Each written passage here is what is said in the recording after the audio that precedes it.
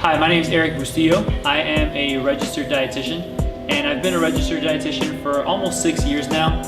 And one of my main reasons for becoming a dietitian is to really help educate individuals, help them understand the science of nutrition, health, performance, wellness, just really optimizing everything overall as far as how they're feeling and performing as a human.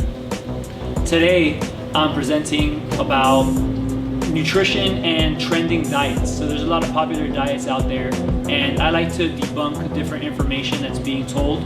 So it's really a presentation about educating individuals on what really works and just being able to kind of take it from there, so be able to empower them and let them make decisions after that moving forward. Just a little bit about myself. I am a registered and licensed dietitian in the state of Florida. So anyone can call themselves a nutritionist. Not everyone can say that they're a registered dietitian. Mostly because of schooling, and in different states there are different laws. So in the state of Florida, you have to be a registered dietitian to actually give nutrition prescriptions to somebody, like working one-on-one with them. And then of course there's schooling, and we got to take our boards and pass the boards. So there's a lot that goes into it. I am certified in sports nutrition. I like to work with a lot of athletes or people like myself who I think I'm an athlete, but I might not meet that actual definition. But I consider all my Orange Theory people athletes, my CrossFit people athletes, the triathletes that maybe aren't, like the top of the top, but they're athletes as well. Right? We're all looking to perform as best as we can in some way, shape, or form. If you look back where it says registered dietitian, I put labs and FIU. So just as a cool little side note, I worked with the FIU football team last year, so it was Coach Davis's first year. And I also specialize in looking over blood work. So different hormones, understanding how your body is recuperating or processing certain foods. Is your body under a lot of stress, and how's your body handling that stress? How you should be perhaps altering your exercise, and of course tweaking your nutrition. And any kind of supplementation as well. So, and that's pretty cool because blood work tells us a lot. It tells us a lot about what's going on inside as far as the physiology is concerned, what's really happening with somebody. I'm a certified personal trainer as well through the National Strength and Conditioning Association. Speaker, as you can see, I love giving presentations and talking. Maybe talking a little too much. Like I said, I think I'm an athlete. Who meditates in here? I just want to see a show of hands, if anyone, right? If you don't, awesome. So a few of us meditate. For those of you that don't meditate, why don't you meditate? Just feel free to. No time. No time. If you tell me you don't have 5 minutes in the day, I don't believe you. I don't know how. You don't know how? Okay, fair enough. Yeah. Can't stay focused. And that's why we need meditation. The thing with meditation is that we think that we have to clear our minds, and that's not what it's about. Right? Meditation is just being able to be present. But who can really sit down and be okay with where they're at right now, just being nice and calm, and not worry about what's happening with my email or my text messages, or did this person follow me on social, whatever it might be. Right? What happened in the sports game? What's happening in political news? We're connected 24/7. So I talk a lot about mindset, and it's not just meditation. It's also why would someone want to lose weight or gain weight or have more muscle definition or just feel better. Right? These are different reasons, I think, why some of us look to improve ourselves or optimize. But the mindset really is what affects us all. Right? There's a lot of psychological factors, and how willing am I to do something consistently for the rest of my life. And the bottom that stands for Make the World a Better Place. It's a hashtag. Use it. It's like just a sign of positivity. These are just a couple of athletes that I've worked with. Just name dropping here. Jordan Reed plays for the Redskins, and Ricky on the left and Dallas on the right. Dallas isn't playing anymore. He was with the Dolphins. Ricky, are you guys football fans by any chance? Yeah, we have a few. So I'm just going to share something with you guys. Ricky is a friend of mine. He grew up down here in Miami. He went to Carroll City High School, went to LSU. They won a championship over there. And he's in his 10th season right now. Last year, I'm a Dolphin fan. I was born and raised in Miami, 305 till I die, made a date. He went to the Patriots, and like, no, you don't do that. I mean, you can, or whatever, but I don't know. Anyway, it was bittersweet for me because they lost in the Super Bowl, and I was like, yes, but I wanted Ricky to get a ring. Anyway, that's my story. So, question. Why do people go on diets? Or why do they look for a reason to change the way that they eat? And you can share your story, or just say, this is one reason, or my friend did this, or just tell me why you think people will go on a diet. Cleansing. I'm sorry? Cleansing. Cleansing, okay. Lose weight. Lose weight. There's no right or wrong answer. I kind of want you guys to... More energy. More energy, good. Anybody else? Beach season, Beach season, which is 24/7 in Miami. Our winter is 58 degrees. Just don't go in the water unless you're from Canada. I think oftentimes people look for, I don't know if that picture is real, but I just thought it was kind of funny to put on there. Oftentimes people are looking for a quick fix. The word diet, what does it mean to you? Lowering your calories, restriction, lifestyle. Lifestyle is probably the most accurate one. Diet is just how you're accustomed to eating, just like regular habits. But the industry especially has totally turned that word into restriction, weight loss, don't touch carbs, only eat chicken breast, whatever. But the word diet really isn't a bad word. Fat loss, muscle gain, looking good. Oftentimes, we are impatient. Right? When we start something, we want results right away. True or false? Right? We want to run as fast as we can, as fast as possible. Right? So I want to work on my mile. Right? So I want to run a 6-minute mile. But right now I'm at 8 minutes and 30 seconds. It's not going to happen from one day to the next without you having a heart attack. Patience goes a really long way. I put health down here with a little bit of a question mark because it's like, if anything, we should look to optimize our diet or our nutrition regimen just for health. Who wants to live until they're 130 in here? Functional 130. Yeah, as long as I can walk. Right? That's what I'm saying, functional, right? You want to be able to do stuff. But we want to live a long, healthy life. It's all about longevity. It's not just about a quick fix, fat loss, muscle gain, looking good. Yeah, those are secondary. Right? There's nothing wrong with wanting to look good. But health, I think, takes priority over it all. So these are some fit people. The one in the middle. The one in the middle is the best one. Better looking than the two ladies even. We have Arnold, right? Everyone familiar with Arnold? Yeah. From back in the day, he, if anything, had the most perfect physique until Juan was born. Then we had, if I'm not mistaken, that's Jay Cutler. If I'm not mistaken, big dude. I mean, probably taking some substances, right? Bottom left, Usain Bolt, fastest man to run the 100 and 200 meters. Bottom right, U.S. Olympic volleyball athletes. And of course, in the middle, Juan, right? But all of these people do something with their nutrition to optimize their performance and their health. So this is just something I like to explain to individuals about what our metabolism really looks like, right? If I were to ask you what's metabolism, what would you respond with? You got no right or wrong answer. You're in a very safe space. We all love each other in here. There's no judgment. So go ahead. What do you think is metabolism? How fast you can burn? Fat. Burn fat, okay. Anybody else?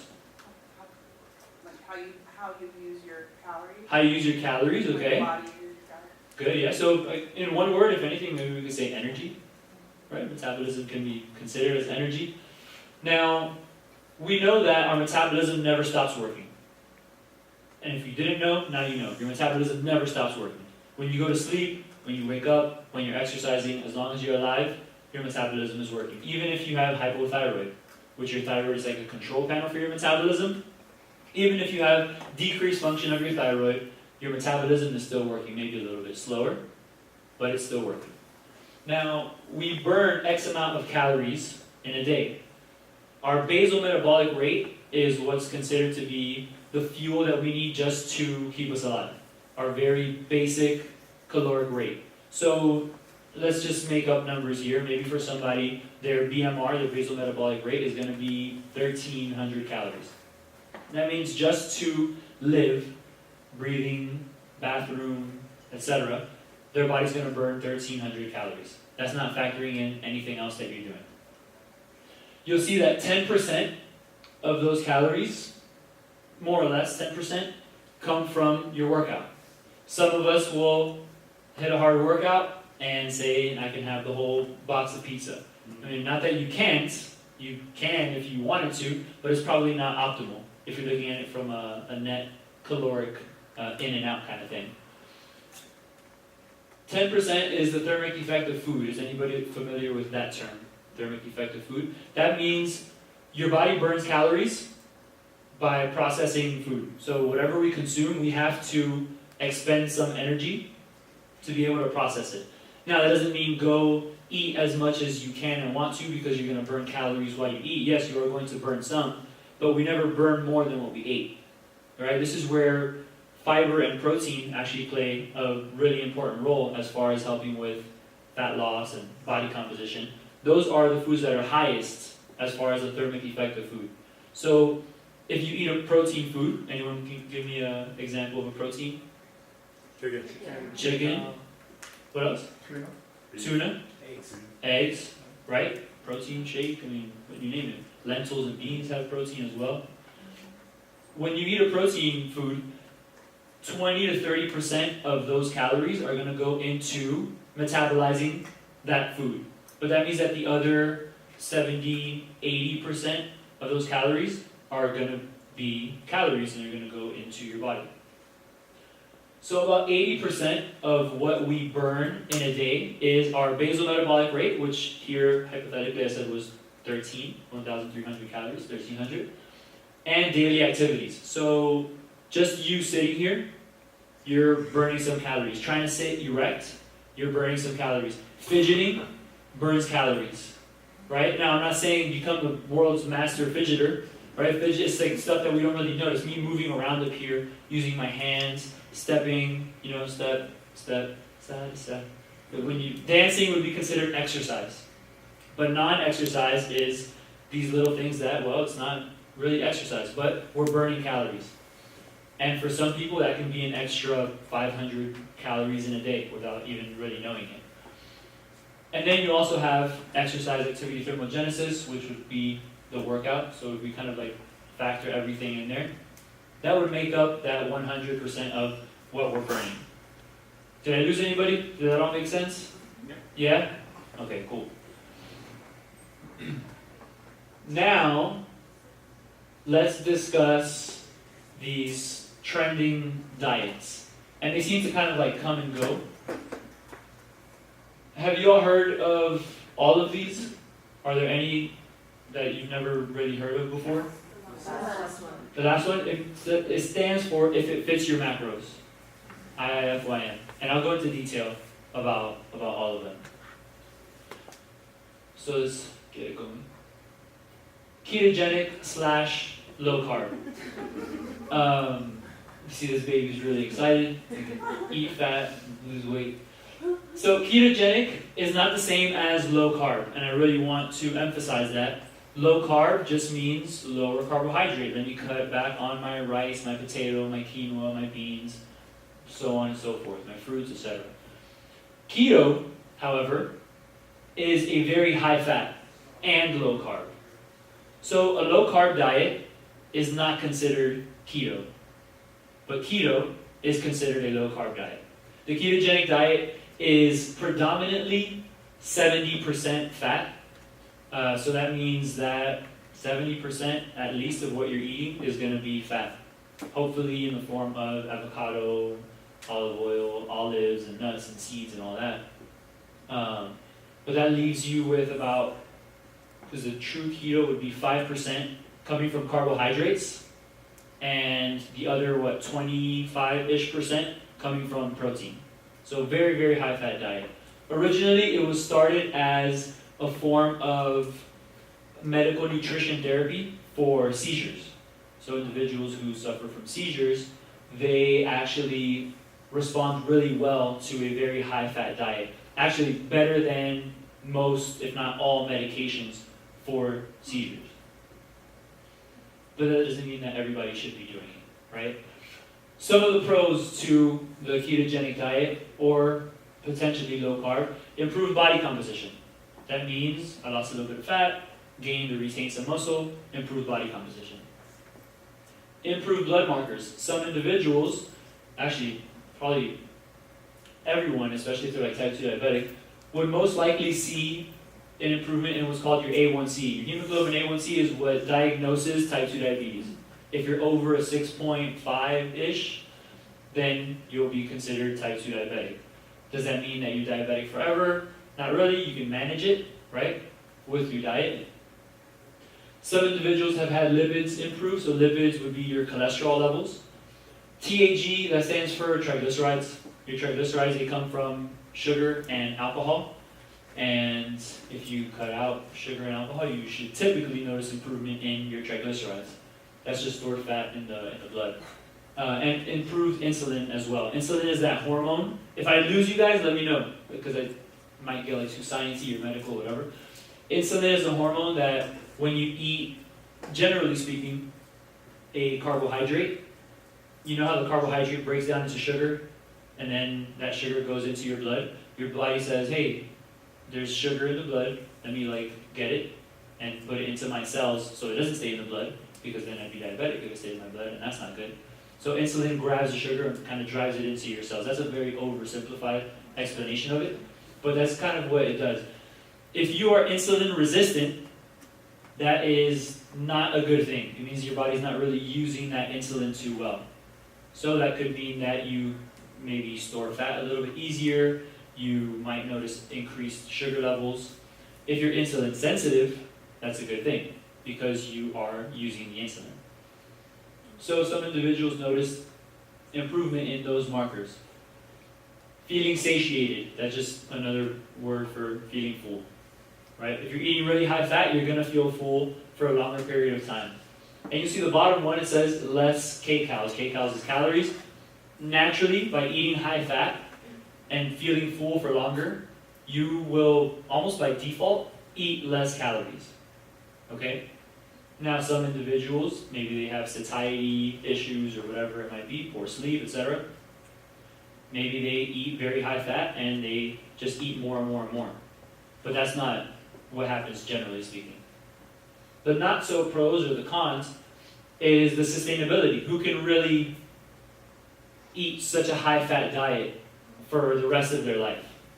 Right? It takes a lot of mindset, because if you say, hey, you know what, this is going to benefit me and it's working really well, it's not affecting my cholesterol negatively, which in a lot of individuals it can.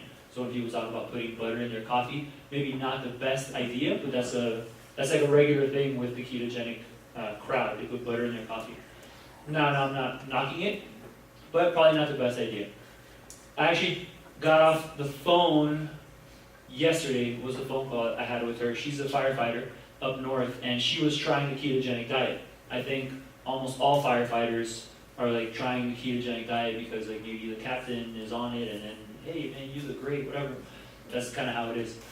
And she was trying it, or just trying a higher fat diet, and we did some blood work, and I saw that she tested positive for a specific genetic marker. And not only that genetic marker, but her cholesterol was slightly elevated when we did this blood work. I told her, look, make some changes, do X, Y, and Z. She did it. Awesome patient. And sure enough, her cholesterol went from 220 something, to like 150, I don't know, it dropped significantly. So she should not have been on keto, right? And for her, it was even more from a genetic standpoint. And genetics are just one part of it. I really want you guys to understand that too. So sustainability, not likely to happen, right? Because bacon and butter all the time, in theory, sounds good, but then once you have it like 3 days in a row, you're like, oh, give me something else. Genetic predisposition, some of us have a family history of cholesterol. Now that's a few, there are a few things that could lead to that, right? Maybe mom and dad or grandma and grandpa weren't very active. Maybe they weren't eating properly, and that's what really affected their cholesterol. Not just necessarily the genetics, but their lifestyle didn't really help the genetics. So just because it runs in the family doesn't mean that we're going to get it. We're just predisposed, so be aware of it. And what I mentioned down here about tired meals was what I said before. Like, how much bacon can you really eat, you know? Vegan. Anybody familiar with the vegan diet? Yeah? Anybody know a vegan? Yes. Yeah? Now, if you are vegan, just like if you're in medical school or if you do CrossFit, everyone is going to know because you don't stop talking about it. So it's kind of like the first rule of Vegan Club is tell everyone about Vegan Club. And that's just a little bit of a joke because it's one of those things in CrossFit, man, I feel so good, like do this, and all right, cool, man. Like, congrats. Vegan, people tend to feel good. The vegan diet, in all honesty, if you can do it and do it properly, is one of the best diets. A diet that promotes you to eat much more vegetables than what you most likely are already consuming, there's nothing wrong with that. As a dietitian, I can't knock that. What I can knock is when people get overly passionate, and I emphasize often that nutrition is a science, it's not a religion, right? Like, you have your beliefs on whatever it might be, but the data doesn't show that vegan is the only diet that can reverse heart disease and is good for the environment. There's other ways of going about that, but I won't get into that. Vegan diet is basically nothing comes from animals. No cheese, no dairy, nothing that has an animal associated with it. Pros, high in vegetable consumption. Again, nothing wrong with that. By default, that's a higher fiber consumption or a higher fiber diet. Most of us don't get enough fiber as it is, right? Assuming that there are no contraindications, because some people should probably be on a lower fiber diet. Most of us should be on a higher fiber diet. Higher fiber actually helps prevent diseases like colorectal cancer, right? So why not? High in fruit. I mean, fruits, they're not bad for you. They're not pure sugar like some people might say. Now, again, the poison is in the dosage, right? So too much fruit is not going to be good, just like too much water isn't going to be good, etc. Now, by default, on a vegan diet, you tend to eat less calories. Why? High fiber. High fiber, I stay feeling full for a long time. So by default, you're going to eat a little bit less. Cool. The cons associated with it. There's potential vitamin deficiency, right? If it's done properly, then there shouldn't be any kind of vitamin deficiency, right? I'm a very firm believer in supplements as well, but supplements are supplemental. They're called supplements for a reason. They're not called replacements or instead of. We're going to take them to supplement our diet. In the case of vegans, they should be taking some supplements. Suboptimal protein intake is also a very common thing for individuals that go on a vegan diet. I'm going to assume that everyone in here exercises or works out regularly. We are a population that should consume maybe a little bit higher protein than what's considered the RDA, or the recommended daily allowance. And what I call a Sour Patch vegan. That's the person that's a vegan, and they sit around and eat Sour Patch all day, just because it's vegan. If I'm not mistaken, Oreos are also vegan. Yep. And delicious, right? Oreo should sponsor me. If anybody knows anyone in Oreo, tell them you know a dietitian also. But don't be a Sour Patch vegan, right? Don't just like, okay, let me sit there and eat something because it's vegan. I'm going to sit there and eat all of it. Yeah, a little bit of Sour Patch is okay. If you're sitting down eating an entire bag of it every single day on a regular basis, probably not the best thing to do. And they're not high in fiber also. Paleo. Can anybody name this movie except you? Encino Man. Yeah, awesome. So, Encino Man is like frozen in time. He's a caveman, whatever. The paleo diet is considered the caveman diet. Caveman diet, right? There's this theory that we're supposed to eat like our ancestors, like people did in the Paleolithic era, or, whatever someone is going to tell you.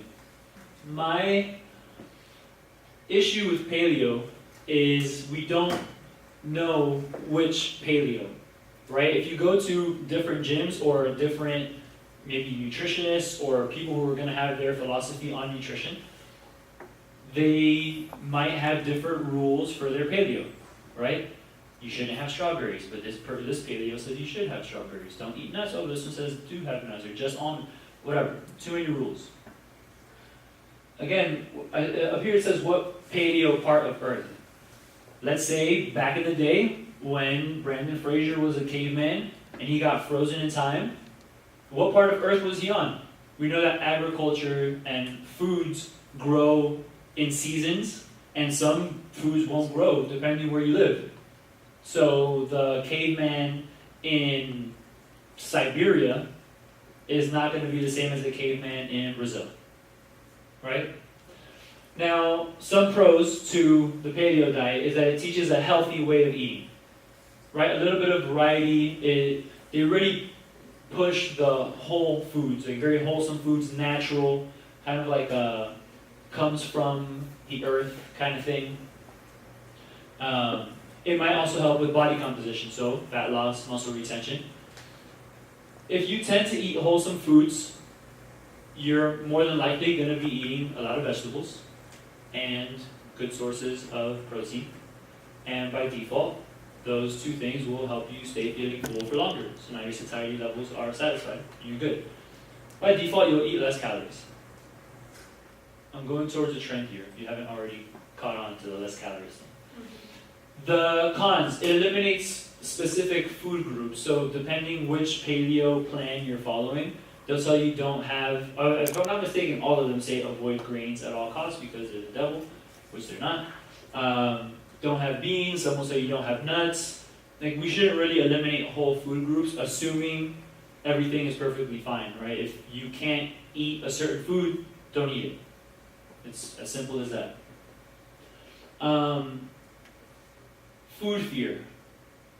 I think that, especially now, having access to everything that we have access to, Instagram, Facebook, Twitter, LinkedIn, CNN, Tom Brady coming up with a diet, like, you name it. Tom Brady's an NFL football player. Who, On a team we will not. on a team, yes, on the team that's the devil, right? Red is not the devil, the Patriots are. Anyway, my mom is a Patriots fan. But she likes the Dolphins too, right? We love Mom. This is Mom over here. Hey, Mom. Sorry to put you on the spot. But you're pretty, everyone should see your smile. So there's potential for fear of food. Because now we're like, hey, don't have this.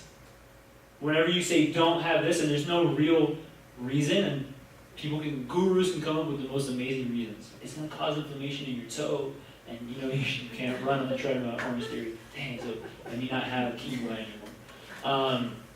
But anything that causes some kind of food fear is not beneficial. It all comes back to the psychological side of things.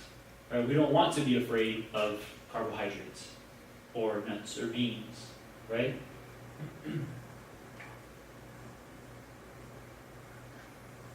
Okay, intermittent fasting. Does anyone like the pub? That's me. I get hangry. I really do. Like, A lot of people are doing that now. it's a pretty popular thing, and it can work, right? Essentially, what intermittent fasting is, you fast intermittently. So you don't eat for X number of hours, and then you eat. You see I have 16-8 and 14-10. The 16-8 is 16 hours of fasting, 8 hours of eating. And not that you're eating for the entire 8 hours, but think of it as the individual that should be consuming 2,000 calories a day. 16 hours, so from, 7 p.m. the night before to 11 a.m. the following day, you fast, right? So your first meal is at 11 a.m. So from 11 to about 7, you're going to eat your 2,000 calories that you should be eating. That's the premise or the idea of intermittent fasting. Pros, calorie deficit. You almost by default eat less, because now you have a smaller window to eat your allotted amount of calories in a day. So it's almost like by default, I'm going to eat a little bit less. Cool, makes sense. Fasting has also shown improved markers like insulin or some inflammatory markers as well. Sugar levels and cholesterol, maybe because they start eating a little bit less. We are most certainly a society that indulges too much. We tend to overeat. That's our biggest issue. Not sugar, not fats, not pit bulls, it's just, we tend to overeat. It's all the commercials. The commercials, I mean, a part of it, yeah. Now, something that's pretty cool about intermittent fasting is it's really good if you're busy. You wake up in the morning, I gotta make, breakfast for everyone except myself, which to me, I'm like, maybe some of you do it, but in my head, I'm like, man, you're making food for everybody else. Why not for you too? Like, think about you. I get it, the little ones, the husband, the wife, the whatever, but don't forget about yourself. You're important too. But if you're busy, if you gotta wake up, hit the ground running, then intermittent fasting can work well. Because you don't have to have breakfast. It's technically not the most important meal of the day, technically. Well, then have your coffee. Just don't put butter in your coffee. And some of the cons, you could be hangry, right? Sometimes, unfortunately, my girlfriend has felt the wrath of Erik when he's hangry. I turn into a whiny little, baby. And then sustainability. Can you really fast consistently? Like, are you going to be able to follow this regimen forever? Right? That's the idea. Do something that you can do always and forever until you have to adapt if necessary. IFYM. So this stands for if it fits your macros. Nutrition 101, we have macronutrients and micronutrients. Macronutrients, protein, fat, carbohydrates. Some would also say alcohol is the fourth macronutrient. And then we have micronutrients. Micronutrients are vitamins and minerals, so they're needed in much smaller amounts. The whole thing with IFYM is if it fits your macros. Is what I'm eating right for my goals, what I'm trying to accomplish? So the way that this works, you have a calculated amount of calories that you should be consuming based on your basal metabolic rate and your total daily energy expenditure, which factors in your metabolic rate. Total daily energy expenditure is all the calories that you burn in a day. And there are calculations that we can use to come up with your total daily energy expenditure. Now, if it fits your macros, says, okay, this is how many calories you should be eating in a day. This is how many grams of protein, how many grams of fat, and how many grams of carbohydrate. So it kind of breaks everything down. The idea with if it fits your macros is that as long as the numbers fit, eat whatever. That's the concept behind it. Some of the pros behind it is that there's variety. You're not limited to only a low carb or only a high fat or only a high carb. There really is variety with it. Easy to maintain because of the flexibility that's associated with it. It's effective, right? This has helped so many people. I can't even tell you, there's like a bunch of communities on Facebook and all of that, just like with other kinds of diets. But this has helped a lot of individuals be more flexible with their nutrition regimen. It helps you keep your calories in check, right? So now, if you have to be in some type of a caloric deficit, you are going to know because it's going to fit your macros a certain way. And it's also educational. If I use this, which I like to use this approach when I work with different patients, it's educational at best, right? You're gonna learn portion sizes. You're gonna learn, man, I don't really have to eat that much. Like, I'm okay. And this is what 3 ounces of salmon actually looks like, right? So you know the size of your palm. Well, everyone's palm is different, right? My palm might be, 5 ounces. Somebody else might be 3 or 7, whatever. Everyone is a little different. So it is very educational. The cons to it is that it can be tedious. One way of doing this is using MyFitnessPal.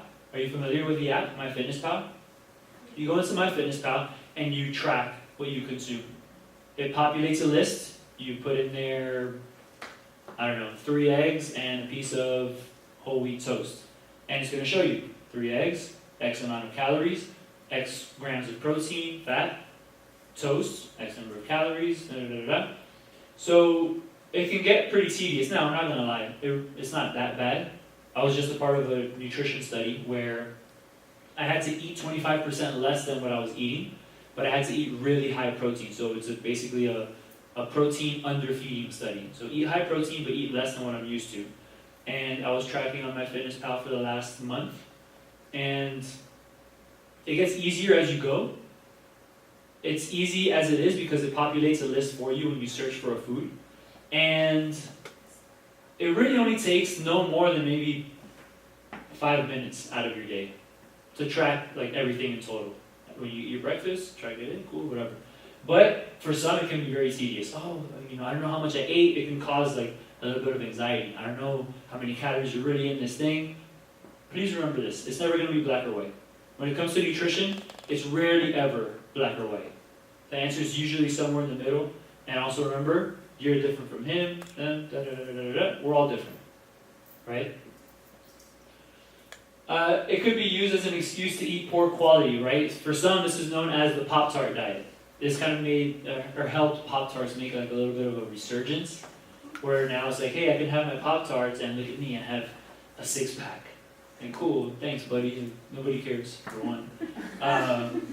2, it's just like Pop-Tarts, they're not healthy for you, but again, remember this, the poison's in the dosage.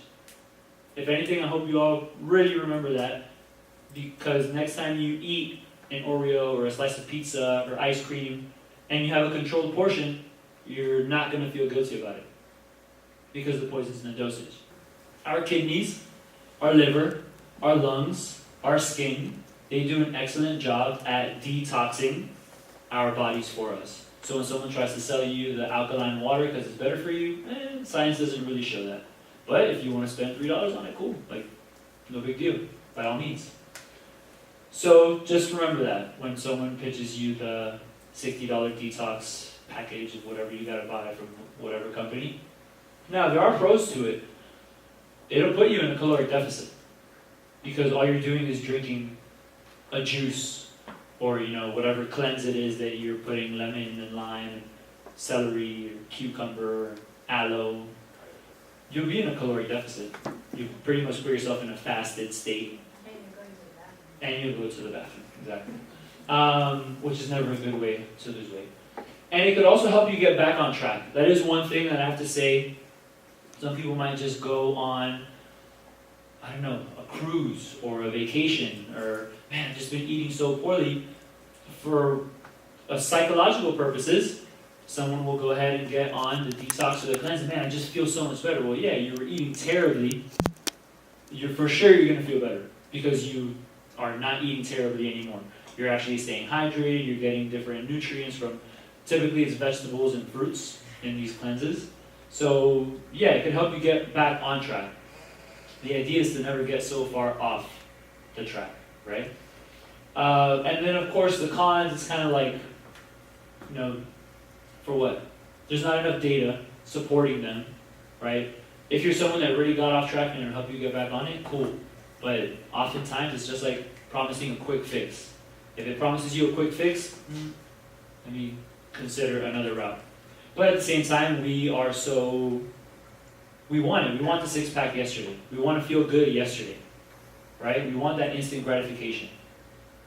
It doesn't happen that way. Who graduated from high school here? Everyone, right? You didn't graduate from kinder to 12. You went every single day to kindergarten. Every single day, it's just showing up and doing these things one day after the other with your nutrition. Quick fixes are quick fixes, but then quick breaks again. There's actually some pretty interesting data coming out on, or not coming out, it's been out, on weight regain. When we go on a quick fix, what's the rebound like? I lost 20 pounds in a month. What happened at month number 7? Oh man, I gained 27. What's the trend from all of these different diets that I was showing you? There's less calories, right? They all put us in some kind of a caloric deficit, right?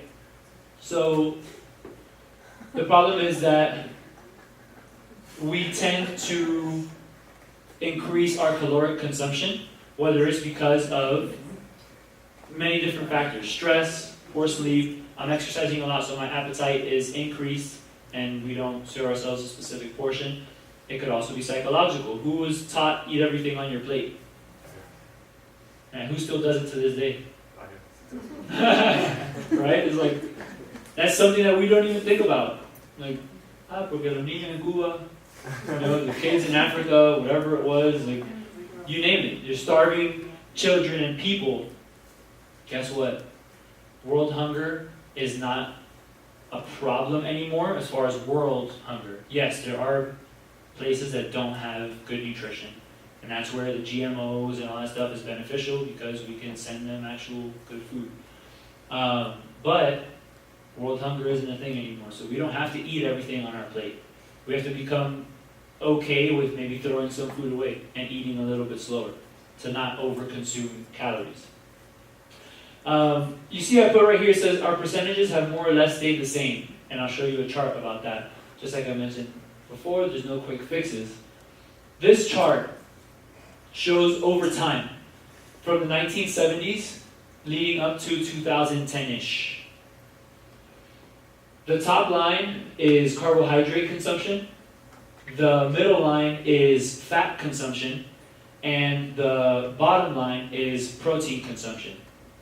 And this is showing on averages, right? So percentages of what diets have looked like over time from the 70s into 2000.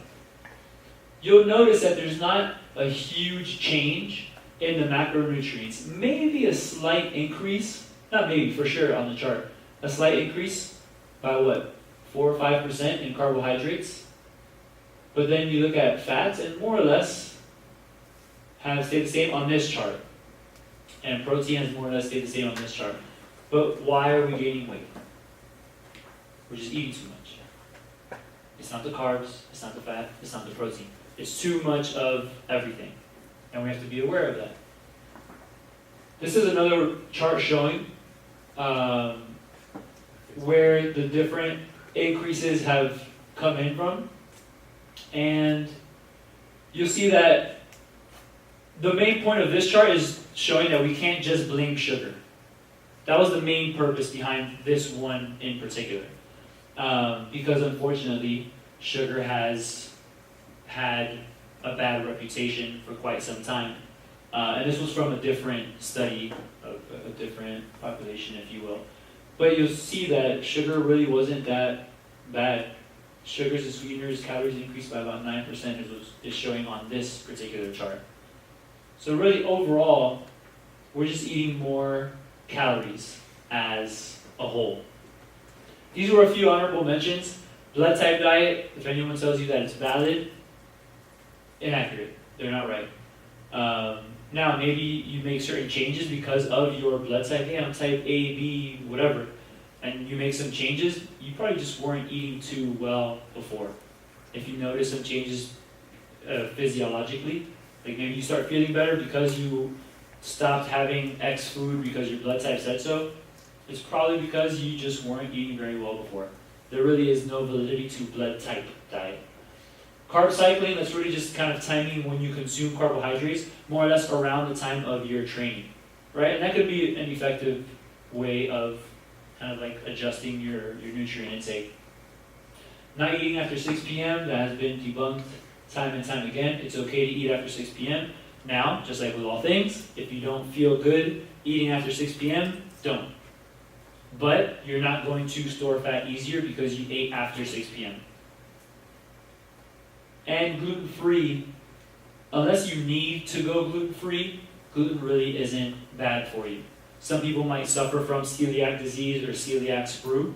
That's where in our intestine we have like little microvilli that they grab the nutrients and they help us absorb them.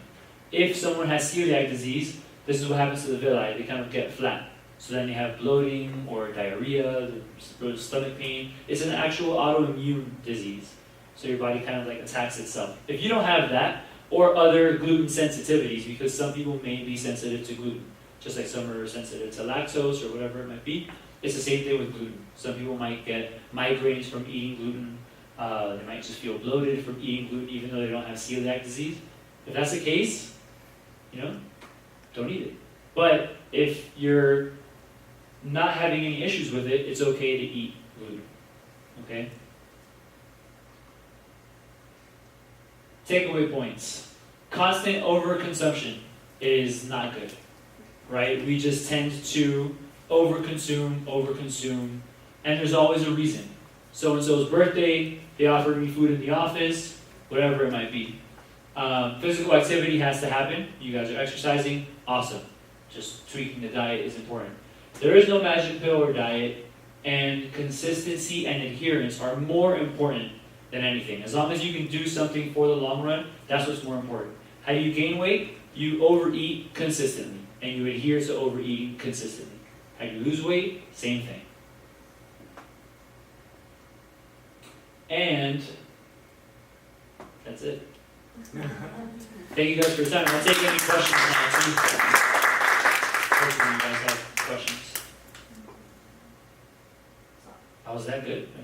As you get older, should you be tailoring the type of food that you're eating or the amount that you're consuming?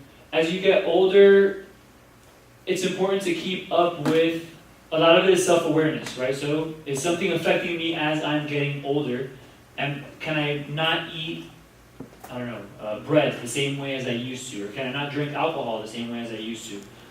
Our physiology can definitely change as we get older. Shifts in hormones, women menopause, men andropause, that's where the hormones aren't being produced the same way, and that can definitely affect our diet. Unfortunately, I don't have a black or white answer, but it depends on the individual, and oftentimes, yes, we can probably afford to eat a little bit less as we get older, but, and here's the caveat to that statement, oftentimes it's because we start moving less as we get older. The point of the story is keep on moving and eating good, wholesome foods. But it's more of a specific thing. The short answer would be depends on the individual. Thank you. Yeah, no worries. Any other questions? Yes. I have a few actually. Cool, yeah, shoot away. After 6 p.m. eating, Yeah. I've been reading a lot from also various dietitians that it's actually for metabolism and for digesting your dinner before you go to bed.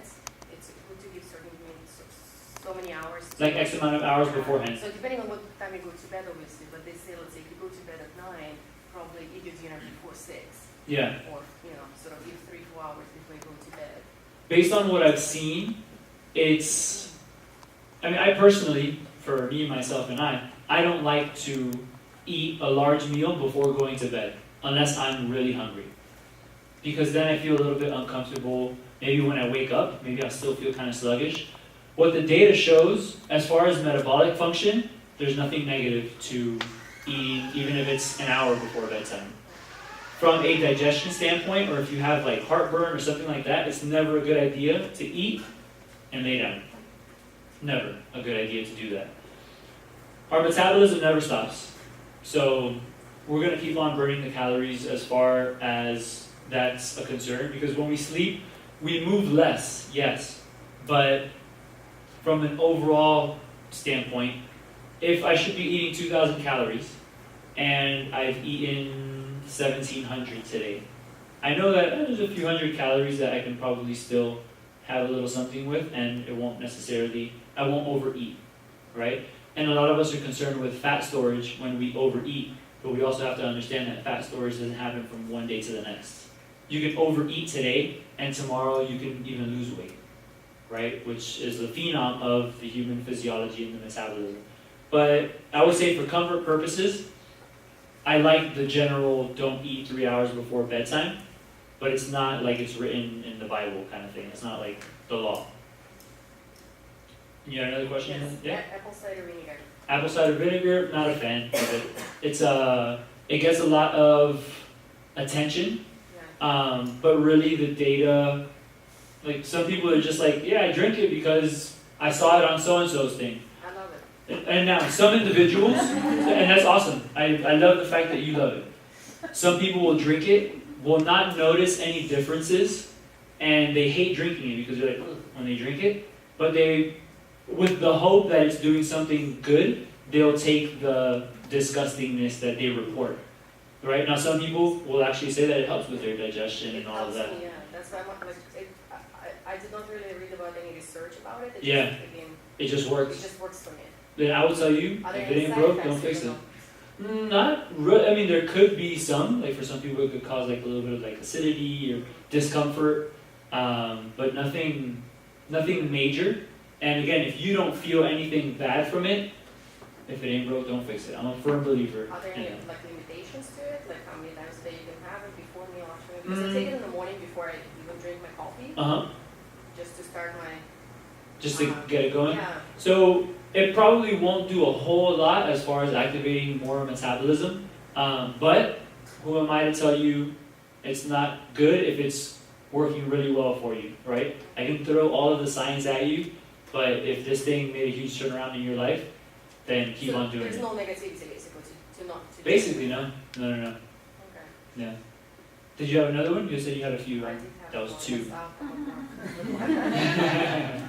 That's Anybody else? Yes. So with the ketogenic diet, Yep. do you check any like renal functions on any of these people?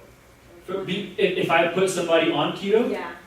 I rarely, if ever, put anyone on the ketogenic diet. Usually it's because they feel that they really want to, and I'm open to helping them explore that. Okay. Ideally, more importantly than kidney function would be lipids. Looking at cholesterol and see what's going on with that before getting into the really high fat. Because over time, what we've seen from different studies is that, so we've all heard that saturated fat isn't good for us, right? I'm going to assume we've all heard that. We still need to consume saturated fat, but saturated fat is one of the main dietary drivers for increasing cholesterol or heart disease risk. Ketogenic diet is very high fat. Almost by default, if we don't monitor it properly, we're going to increase our saturated fat consumption. So I would check, if anything, cholesterol first. And the lab that I work with, they do like I call it like an MRI of your blood work. So it's like, it's not just your HDL, LDL, which is good cholesterol, bad cholesterol. It's looking at like different apolipoproteins. I'm sorry? So it's not looking for plaque buildup. That would be like a calcium score. That's like you go into the machine and they tell you if you have a plaque score or a calcium score. But this is just a very in-depth look at blood work. So I would recommend at least doing a cholesterol panel, and of course, looking at kidney function and all that is always beneficial before probably starting anything. Ideally, we don't need to, but ideally. And then in the cycle for the intermittent fasting, is there like a cutoff of how many cycles you should or shouldn't do? As far as like going X amount of hours without eating, Or like you do yours, what is it, 16-8 is like a very popular And one. then how often would you do 16-8? You can do it every day. Why not? Fasting, there's no real downside to fasting. For me, yes, because I can get a headache, I can get hangry and whatever. But if you think about it from a GI health standpoint, so gastrointestinal health standpoint, not having this constant influx of food going through there, it can be good. It could be help if you have like inflammation or issues with your digestive health. It can be good to try fasting. And some people will actually do an entire day or a few days fasting. Maybe just have like a little bit of coffee or water, but that's about it. So really there's no limitation as long as you feel okay. There's no contraindication from a health standpoint. Someone who is hypoglycemic, so suffers from lower blood sugar levels, probably shouldn't do fasting, because they should be eating something to keep their levels up. Oh, I'm sorry, I'll come back to you. You had your hand up, right? Just I have 2 questions. Okay. One, this kind of relates to that. So you hear, oh, you should eat 3 meals, or you should eat 6 small meals. Like, what's the Consensus on that? Yeah. Whatever works best for you. That's the truth. Like whatever's gonna work better for you, do it. If you eat one really good meal a day, and that meal, let's say if you have to eat 1,500 calories, it's gonna be a huge meal, but if you feel fine with it, then who am I to say don't do it? What I've seen over time, and based on what the studies show, is making sure that you are not over consuming. It also depends on the goal, right? So let's just say not gaining weight or maybe even fat loss. Not over consuming. How you get your nutrients almost doesn't matter. 3 meals a day, 5 small meals, and of course we have to consider, okay, does this person have colitis or Crohn's disease, because then they should be eating differently. But there's no truth to the eat every 3 hours to accelerate your metabolism. It's not, it really doesn't do anything to the metabolism. Our body's still going to function the same way and all of that. So really finding whatever works best for you. For some, it's fasting. You know? And then there's a lot about, foods that cause inflammation in Sure. your body, and what's the real... So inflammation is a very real thing. For some folks, gluten, for example, they can't have gluten, right? And it also depends on your case. If you have thyroid issues, there are certain foods that maybe you should avoid. And some foods are more inflammatory than others. So a very general thing that I've seen as far as our population is concerned is not enough omega-3s, which is why omega-3 fish oil is one of like my, generally speaking, I'm like, yeah, take it. If there's no contraindication and I have no idea who you are, you're a random person on the street and you ask me, what should I take? Well, fish oil is never really a bad idea, assuming no allergies, but I hope you would know if you could take it or not. And that helps with fighting inflammation.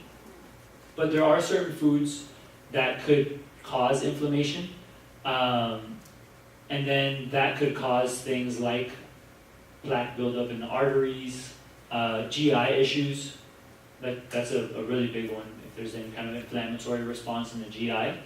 But yeah, so ideally it would be more kind of like just eating more wholesome foods is always a good prescription to prevent inflammatory foods, like not a bunch of packaged like potato chips all the time. Now again, don't get me wrong, every now and then it's okay, right? And I'll even recommend people to eat the brand Quest, the protein brand that they make Quest bars. No? Well, there's a brand that is called Quest. They make potato chips. If you like salty foods, I'm like, try the Quest potato chips. It's like 20 grams of protein in a bag, only 100 and something calories if I'm not mistaken. It's worth a shot. And that's a packaged food, right? So we kind of have to pick and choose the foods and the battles. But to fight off inflammation, omega-3 is something that is definitely beneficial.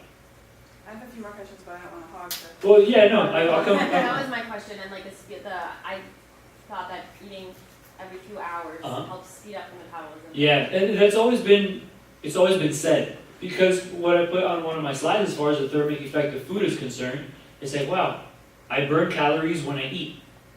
So if I just keep on eating more throughout the day, it's going to continue to activate my metabolism. That's kind of like the thought process, and yeah, theoretically speaking, it makes sense. But it's not necessarily the case.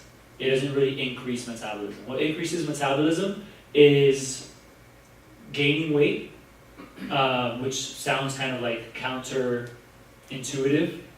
The heavier you are, the harder your body has to work to burn through those calories. So the more you weigh, the higher your metabolism functions. But then of course what we can really control is our activity level. So that's the stuff that can really affect metabolism. In this case, we're referring to metabolism as caloric expenditure, calorie burning. But eating every so often, no. For me, yes. And probably for Juan too. Eating every like 2 to 3 hours is beneficial, right? Because if not, I get really hungry and I don't function the same. Doesn't that progresses the aging process, though? Eating more? Yeah, well, instead of eating 3 times a day, eating 6 times a day, where your GI is constantly processing the food and breaking it down. There's been a study that says that it progresses the aging process. Yeah. The cells are wearing out a little bit faster. So not necessarily. It also depends what we're eating. Yeah. That's a really important factor, because I have heard and seen the same thing. So over time it's better if we eat less. but not necessarily. A lot of it has to do with what we're consuming and then how much we're consuming. Assuming we're not overeating and we're not overeating Sour Patch and those things, then more fiber, more wholesome foods definitely better for the GI. That's for sure. Yes. Dairy, cheeses, because it's a lot of training now. Yep. With the milk, to switch the milk to almond or whatever, coconut milk. As long as there's no contraindication, it's okay. I know it's gonna sound kind of weird, and yes, ideally, I'm a firm believer that we can do things better. Like sustainability wise, the animals can be treated a little bit better. We can give them better food and better spaces to move around in.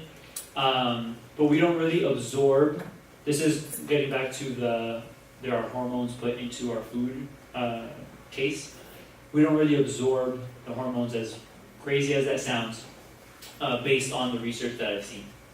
Now, if you don't have any issues with dairy, cheese, milk, etc., it's okay to consume it. There's nothing bad about it. Now, if you find that it bloats you or gives you diarrhea or those things, then don't have it. That's, yeah. And the data also shows, decent source of protein or calcium. So if it doesn't affect you, it's okay. And for snacks, do you recommend any specific nuts? Because also I've been reading lately that there are some nuts don't even touch, like peanuts or even almonds. You should not be eating them as much as perhaps walnuts. No, I don't make any specific recommendation. Again, it goes back to the individual. But generally speaking, I'm a fan of almonds, cashews, pistachios, and walnuts. But I also love peanut butter. But this is speaking for me, right? You had mentioned that breakfast is not the most important meal? Correct. The most important meal is what are we eating in the big picture. So it's more so what are you doing throughout your entire day, not just what you're doing for breakfast. Okay, Does that make sense? I think so. So assuming that we're not overeating, right? It all kind of stems back to that. What am I doing in my entire day? Because breakfast, not everybody needs breakfast. Some people function perfectly fine. Right? Now, I promote having breakfast and all that, but I'm simply just kind of spitting out what the data shows. And then there's other factors to consider. Like what am I doing for exercise? How long am I exercising? When am I exercising? Because we could also time our nutrients around that as well. Right. I know I eliminated sugar and cream from my coffee because Okay. I was having a lot of stomach pains, Mm-hmm.